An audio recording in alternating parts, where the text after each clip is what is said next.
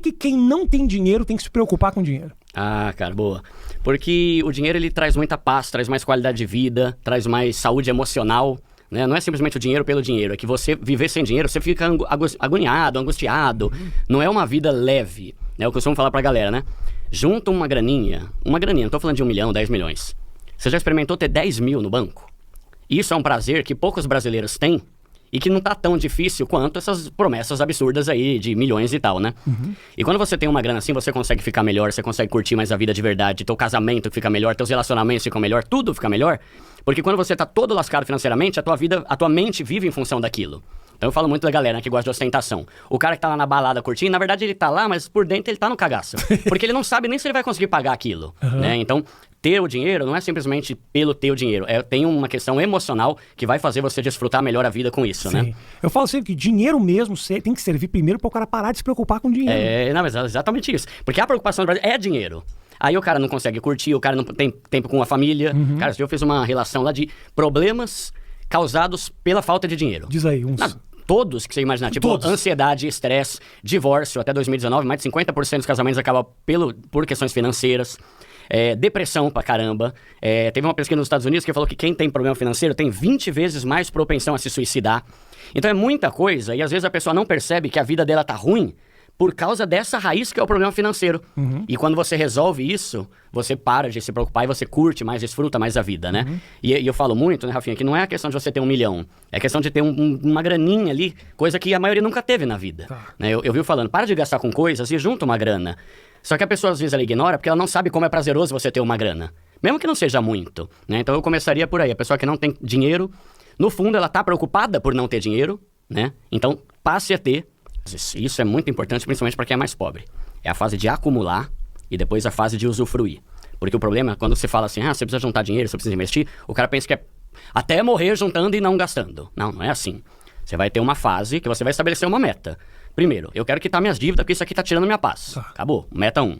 Segunda meta, eu quero montar uma reserva de emergência, que é aquela grana que você deixa guardada para situações ruins, você não se meter no buraco de novo. 3 mil. Maravilha. A partir daí, vai começar a investir. 10 mil. Maravilha. Aí pode fazer o que você quiser. Entende? Tipo, o ponto é, você merece curtir a vida. Só que quanto mais cara a sua curtição, mais tempo você vai ficar na pobreza. E isso que eu quero resolver, né? Eu quero que a pessoa enriqueça no sentido de mudar de vida. Não tô falando de milhões, né? Eu bato muito nessa tecla, Rafinha. Não é milhão. É deixar de ser um pobre cagado. Entende? É porque tem duas coisas. Tem o pobre e tem o pobre cagado. Pobre cagado é o cara que tá todo ferrado, que trabalha 24 horas pensando nos boletos. E tem o pobre, que é a pessoa ali que tem um salário, tem uma qualidade de vida ok, tá começando a investir, tá aos poucos mudando de vida. E isso não é difícil de resolver. Só que com esse tipo de mentalidade, né, de a vida é uma só, eu posso morrer amanhã e tal, normalmente não morre e continua pobre o resto da vida, né? Então, é questão de você estabelecer uma fase de você acumular uma grana para que a partir desse momento que você tiver o seu pé de meia, você conseguir viver e subir teu nível e gastar mais, se você quiser. Claro que é direito da pessoa isso, né? Só que é uma fase. E as pessoas querem ir direto para a fase de usufruir sem passar pela fase de acumular. E é um mal necessário, é um mal que vai gerar bem. Eu garanto, mano, qualquer pessoa, é só ver os comentários lá dos meus vídeos, só pobre que tem lá, né? Só pobre. Todo mundo falando, Duda, tá maravilhoso, eu não sabia como é bom ter isso. Ou então, Duda, por que eu não aprendi a investir antes? Isso aqui mudou a minha vida, mudou a minha mentalidade. E a gente que tá construindo um pé de meia e tá começando a curtir com mais prazer e paz, e não angustiado como a maioria faz hoje em dia, né? Mas é questão de a pessoa decidir. Não, pera. Eu vou fazer isso aqui, eu vou juntar uma grana, eu vou quitar minhas dívidas pra entrar na fase de usufruir. Só que aí é a mentalidade, né? Que é muito importante. Qual é o principal motivo que você sente pelo qual as pessoas adquirem dívidas? Tá. Cara, principalmente a impulsividade, a ostentação e o cartão de crédito, né? Porque eu falo assim, Rafinha, o que é uma dívida? Não é comprar muita coisa.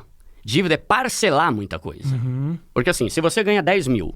e você gasta 10 mil comprando tudo à vista, você não é um endividado. Você é uma pessoa consumista. Você tá torrando e não tá pensando no teu futuro, mas você não tá endividado. Sim. Agora, a dívida é o resultado de um parcelamento. O que é uma dívida? Tudo aquilo que eu compro e não paguei.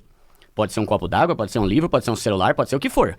Então, se você é uma pessoa que tem dificuldade com autocontrole, gasta muito, ok. Ok não, né? Não é bom. Sim, tem que ter um equilíbrio, né? Mas a partir do momento que você fica parcelando tudo, você começa a se ferrar.